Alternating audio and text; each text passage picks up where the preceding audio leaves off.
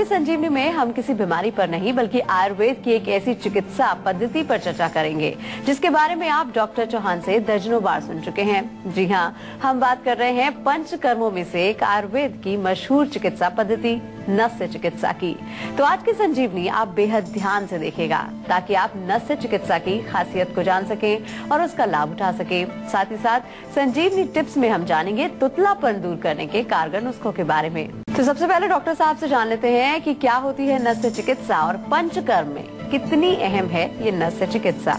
जी देखिए, जैसे आपने पंचकर्म का जो है शब्द का प्रयोग किया है, तो आयुर्वेद में एक ये चिकित्सा का एक ब्रांच है हमारा जिसको कि हम शोधन चिकित्सा कहते हैं, यानी कि उसमें क्लीनिंग हमारा मेन उद्देश्य है। जो टॉक्सिन्स हैं, जो दोष हैं शरीर में जो बढ़े हुए हैं, उनको शरीर से बाहर निकालने की 5 विधियां हैं। और इन 5 विधियों में अगर देखें तो इसमें से एक जो है वो नस्य है। जैसे कि वमन है, एक विरेचन है, बस्ती है, नस्य। नस्य यानी कि हमारी जो नाक है, नासिका जो है, नासिका से ही ये शब्द जो बना नस्य, नासिका के माध्यम से, नोज के माध्यम से हम जो है इसमें औषधि डालते हैं। और औषधि जो है कहाँ डालते हैं? ऐसा माना जाता है कि हमारी नाक जो है वो हमारे सिर का द्वार है, यानी कि हमारे जो ब्रेन है, मस्तिष्क है, आंख, नाक, गला, ये जो पूरा हिस्सा ऊपर का है, इसका मेन डोर ये है। तो वहाँ पर हमें कोई चीज़ अगर पहुँचानी है, कुछ हमें पोषण पहुँचाना है या वहाँ से कुछ टॉक्सिन्स को बाहर निकालना है, तो उसका माध्यम ये नाक है। और उस नाक के माध्यम से जो चिकित्सा की जाती है, बिल्कुल सिंपल भाषा में आपको समझा रहा हूँ, उसको नस्य चिकित्सा कहते हैं। आमतौर पर पंचकर्म सेंटर्स में की जाती है, डॉक्टर की देखरेख में की जाती है।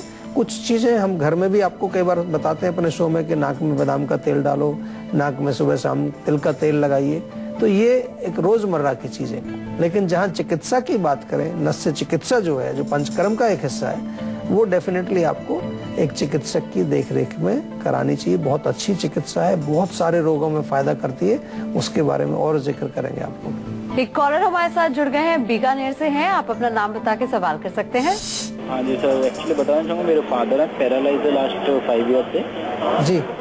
तो सर उनके बीमारी के रिगार्डिंग काफ़ी सारी आयुर्वेदिक दवाइयाँ खिलाई है उन्हें, बट सर सही नहीं हो पाते हैं। देखिए, पैरालाइज्ड है 5 साल से, डेफिनेटली रोग गंभीर है। तो मैं आपको जब भी कोई चीज़ बताता हूँ, आप लोगों से बातें मैं करता हूँ इस शो के माध्यम से, तो मैं आपको कोशिश करता हूँ कि जो सही मार्ग है वो आपको बताया जाए। 5 साल से पैरालाइज्ड है तो पुराना रोग हो चुका है और अभी उनकी स्थिति खराब है, अच्छी स्थिति नहीं है। दवाई आपने काफ़ी कराई है। मैं आपको 2-3 चीज़ें बताना चाहूँगा। एक तो उनकी पूरी बॉडी में मालिश जरूर करिए।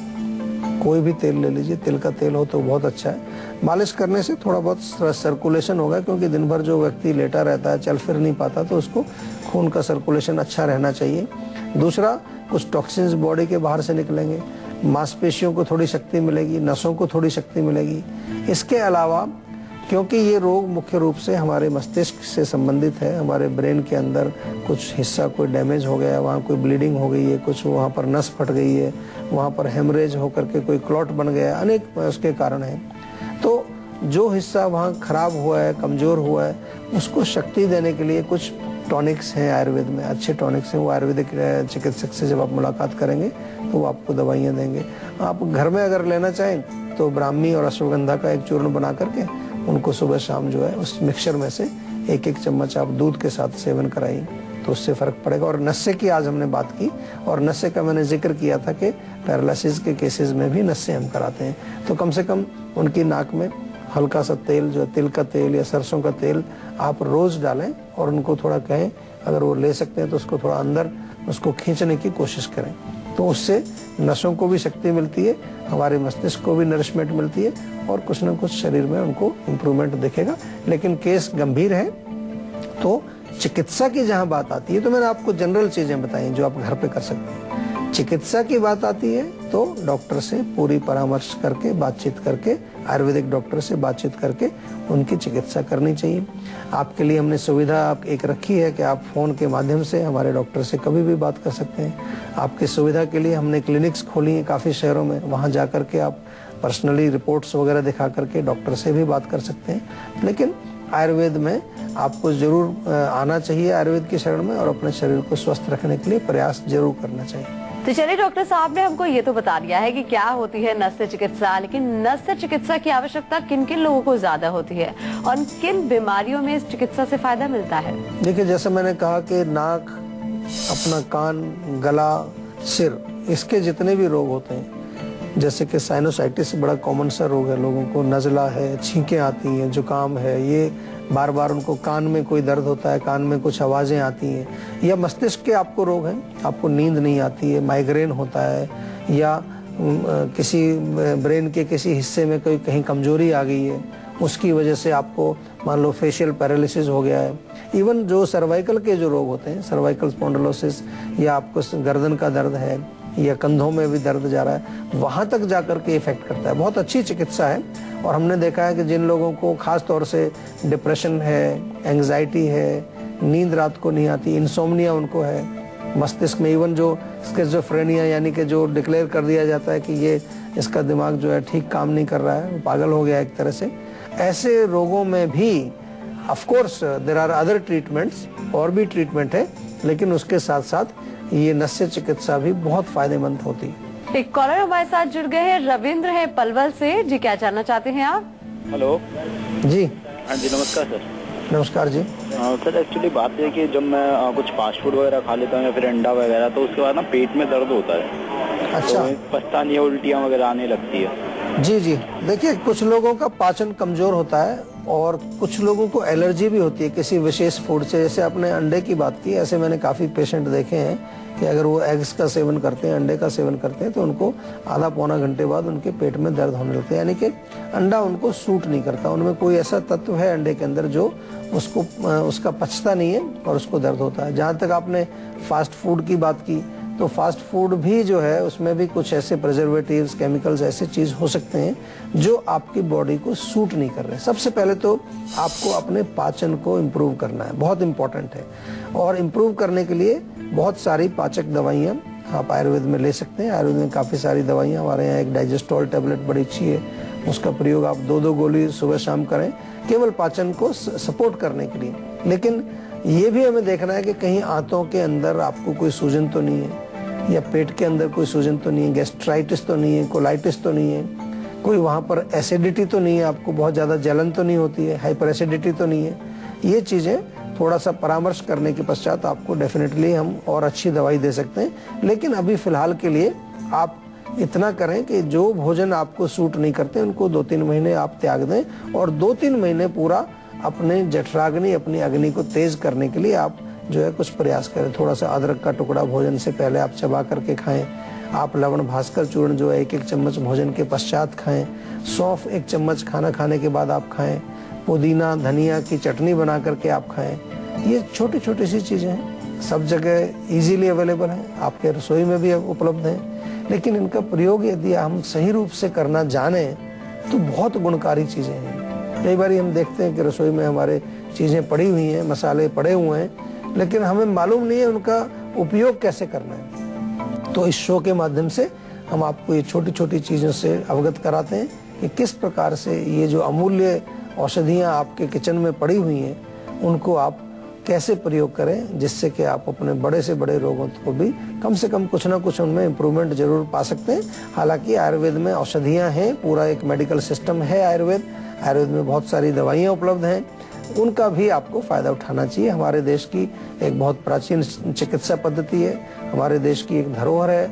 आज पूरे विश्व भर में आयुर्वेद को अपनाया जा रहा है, लगभग 40-50 कंट्रीज में। तो मैं जा करके विजिट करता हूँ लोगों को, वहाँ पर इसके बारे में नॉलेज देता हूँ, लोग बड़े इंटरेस्टेड हैं। लेकिन बड़े दुख की बात है कि हमारे अपने देश में जो इतनी बड़ी जो हमारे पास ज्ञान का सागर है और इतना बढ़िया हमारा हेल्थ का ये जो है एक हमारे पास ज्ञान पड़ा हुआ है, इसको अभी हम उतना प्रयोग नहीं कर रहे हैं। अभी बढ़ा है कुछ प्रचलन पिछले कुछ वर्षों में, लेकिन अभी हमको इसको और आगे लाना है। और आपसे निवेदन है कि कोई भी रोग आपको हो, रोग हो या ना हो, स्वस्थ अवस्था में भी अगर आप हैं तो उस स्वस्थ अवस्था को बनाए रखने के लिए, उसको मेंटेन करने के लिए बहुत सारी चीजें आयुर्वेद में वर्णित है।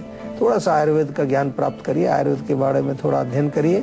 हमारे शो के माध्यम से हमारी वेबसाइट पर जाकर हमारे डॉक्टर से आप बातचीत कर सकते हैं, उसके बारे में ज्ञान जरूर प्राप्त करिए ताकि स्वस्थ रहें आप।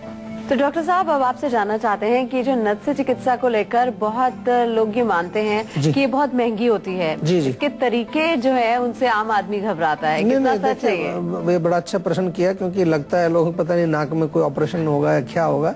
ऐसा कुछ नहीं है, बड़ा साधारण है, सिंपल है और ज्यादा टाइम नहीं लगता इसमें। कोई लगभग मैक्सिमम आधा घंटे का ट्रीटमेंट है, महंगा बिल्कुल नहीं है, कोई घबराने वाली बात नहीं है। इसमें मुख्य रूप से जब आप जाएंगे चिकित्सा के लिए तो थोड़ा सा मसाज होती है नाक के चारों तरफ, आंखों के चारों तरफ, फिर थोड़ा स्टीम देते हैं, उसके बाद नाक में वो दवाई डाली जाती है। डिपेंडिंग ऑन क्या आपका रोग है उसके अनुसार निर्धारित किया जाता है। तेल भी हम उसमें डालते हैं, कभी कभार मेडिकेटेड घी डालते हैं, कभी कभार कुछ काढ़े भी डालते हैं कषाय, और कभी जरूरत पड़े तो ताज़ा रस भी निकाल करके जड़ी बूटियों का नाक में डाला जाता है। Depending on what is your condition, what is your disease, उसके अनुसार हम लोग निर्धारित करके ये चिकित्सा करते हैं। बहुत अच्छी चिकित्सा है, आप जरूर इसका प्रयोग करें। डेफिनेटली पहले कंसल्टेशन करनी पड़ेगी, डॉक्टर से परामर्श लेना पड़ेगा और वो डॉक्टर ही आपको जो है फिर सुझाव देगा कि क्या करना है इसमें। और अब बात कर लेते हैं आज की संजीवनी की, जिसमें डॉक्टर चौहान आपको बताएंगे नस्य चिकित्सा को लेकर क्या है आज की संजीवनी। तो डॉक्टर साहब बताइए।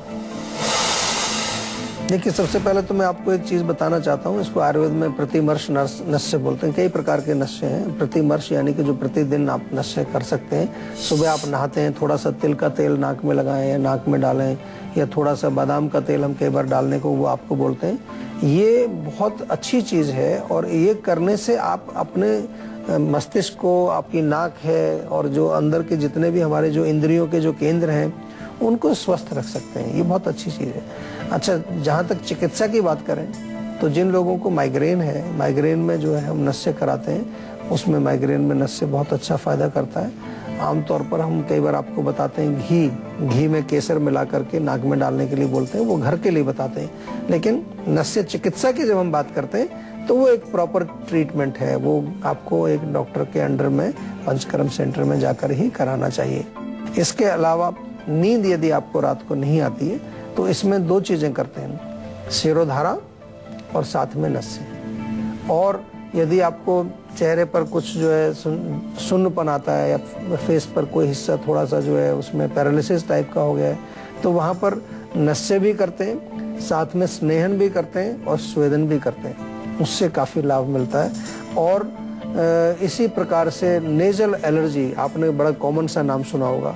लोग कहते हैं जी नाक में छींकें आती हैं, नाक में खुजली होती है, नाक से पानी आता है, तो उसके लिए तेल का नस्य कराया जाता है। क्योंकि हम अक्सर इसको देखते हैं कि कौन से दोष का प्रकोप है। अगर पित्त का प्रकोप है तो पित्त के शमन के लिए वो कोई तेल आपको डाला जाएगा। कफ का अगर है तो कफ के नाश करने के लिए वहाँ पर आपको नस्य दिया जाएगा। तो अच्छी चिकित्सा है। आपको अगर अवसर मिले तो कभी इसको जरूर आप प्रयोग करिए। और प्रयोग करने के लिए आयुर्वेदिक पंचकर्म सेंटर्स में अगर आप जाएं, और हमारे यहाँ तो फरीदाबाद में हमारा पूरा सेंटर है, वहाँ काफ़ी सारे लोग आते हैं और चिकित्सा लेते हैं। इस प्रकार से पंचकर्म के और भी जो है चिकित्सा हम वहाँ पर कराते हैं। तो अब डॉक्टर चौहान से जानते हैं कि अगर नस्य चिकित्सा कोई करा रहा है तो जाहिर सी बात है परहेज भी करना पड़ेगा जी। तो क्या हिदायत आप देना चाहते हैं? देखिए, एक तो जैसे ऐसा नहीं कि खाना खाया तुरंत नस्य कर लिया, या कभी बहुत ज्यादा कमजोरी महसूस कर रहे हैं तो नस्य कर लिया। कई कंडीशंस हैं, उनमें आपको ध्यान रखना पड़ता है, वो डॉक्टर से आपको समझाएंगे। दूसरा ये है कि अगर नस्य आप ले रहे हैं तो उसमें कई बार गले में आपके औषधि युक्त तेल जाता है, तो उसको थोड़ा देर रहने दीजिए। ऐसा नहीं कि कई लोग एकदम से बड़े विचलित हो जाते हैं, घबरा जाते हैं। बाद में उसको 10-15 मिनट जब थोड़ा सा उसका असर हो जाता है, बॉडी के अंदर उसका प्रभाव जब हो जाता है, तब आप थोड़ा सा गुनगुने पानी से गरारे वगैरह करके उसको साफ कर सकते हैं। कोई घबराने वाली बात नहीं है। और जो हिदायत डॉक्टर आपको देते हैं, जो भी एक्सपर्ट हैं, जो जिसके अंडर में आप ट्रीटमेंट कर रहे हैं, जो भी आपको स्पेसिफिक चीजें बताएं, खास तौर से खाने पीने के बारे में या किसी और तरह की जो वो हिदायतें देते हैं, उनको बिल्कुल स्ट्रिक्टली फॉलो करिए। ये जो पंचकर्म चिकित्सा है, इसमें विशेष रूप से इस चीज का बहुत महत्व है कि जो आपको बताया जाए, अगर वो कहें कि आपको खिचड़ी खानी है या आपको इस तरह का लाइट खाना खाना है तो बिल्कुल खाइए। कई बार क्या है कि लोग वो परहेज तोड़ देते हैं। बॉडी आपकी जो है वो एक क्लीनिंग कंडीशन में है, एक से क्लीनिंग या शोधन चल रहा है शरीर के अंदर, उसमें गड़बड़ करेंगे तो रुकावट पैदा होगी, उसमें शोधन में रुकावट होगी, स्रोतस चैनल्स बंद हो जाएंगे, जो दोष बाहर निकलने चाहिए थे वो बाहर नहीं निकलेंगे, अंदर ही रुक जाएंगे। और आइए अब संजीवनी टिप्स में जान लेते हैं डॉक्टर साहब से कि तुतलापन दूर करने के कारगर नुस्खे क्या हैं। तो डॉक्टर साहब, तुतलापन दूर करने को लेकर क्या है आज के संजीवनी? देखिए, जहाँ तक इसको समझना पड़ेगा कि कोई भी व्यक्ति जो तुतलाता है वो क्यों तुतलाता है। कई कारण होते हैं, या तो मस्तिष्क का जो हमारे स्पीच सेंटर्स हैं वो कमजोर हैं। अगर ऐसी बात है तो उसके लिए बहुत अच्छी चीज़ है, अभी नश्य की हमने जिक्र किया कि अश्वगंधा घी से उसको नश्य कराया जाए। अश्वगंधा बड़ी ताकत की चीज़ है, उसके मेडिकेटेड घी जो हम लोग बनाते हैं उससे उसको नश्य कराया जाए। या फिर जो है ब्राह्मी का सेवन वो किया कर सकते हैं। ब्राह्मी अगर खाएंगे तो मस्तिष्क को शक्ति मिलती है। आधा चम्मच सुबह, आधा चम्मच शाम को ब्राह्मी का चूर्ण सेवन करें। सिर में मालिश करना, बादाम के तेल से मालिश करना, उससे भी काफ़ी तरावट आती है, फायदा मिलता है। और अगर कई लोगों को तुतलाने की आदत इसलिए कि कहीं उनका जीभ का कहीं कोई हिस्सा खराब है, कई बार पैलेट जो है उसके साथ ही आपकी जीभ चिपकी होती है, वो जरा चेक करना पड़ता है। तो कई बार डॉक्टर लोग उसको थोड़ा छोटा सा सर्जरी करके उसको हटा देते हैं वहाँ से, जो कर वो चिपका हुआ जो, तो फिर उससे उनकी आवाज़ खुल जाती है। और कुछ लोगों को मैंने देखा है कि वो इसलिए तुतलाते हैं, हकलाते हैं कि बहुत तेज बोलते हैं, स्पीड बड़ी तेज है उनकी। वात प्रकृति वाले लोग खासतौर से मैंने देखा है। तो अगर ऐसी आपकी है तो उसमें देखना क्या है, उसके थोड़ा स्लोली बोलना चाहिए। जिस सेंटेंस को आप बहुत स्पीड से बोल रहे हैं उसको थोड़ा स्लोली आप बोलें, इससे आपको फर्क पड़ेगा। और थोड़ा प्राणायाम इत्यादि करने से भी आपको डेफिनेटली फर्क पड़ेगा।